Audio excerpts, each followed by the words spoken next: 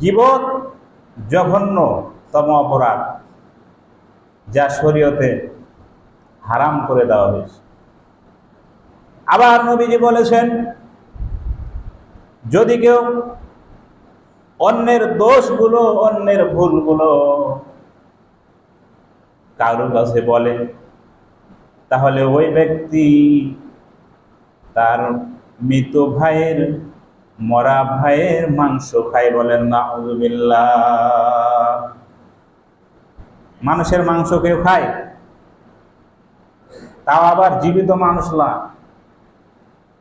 মরা মানুষ। কারো দোষ, কারো কথা অন্যের কাছে বলা, যে বলবে সে কি তার ভাইয়ের, মরা ভাইয়ের গোশত খায়। কে বলেছেন? নবী মুহাম্মদুর রাসূলুল্লাহ সাল্লাল্লাহু আলাইহি ওয়াসাল্লাম। এই জন্য গীবতটা হচ্ছে মারাত্মক একটা অপরাধ। কারণ এই গীবতই মানুষের মধ্যে প্রতিহিংসার সৃষ্টি করে। কি সৃষ্টি করে?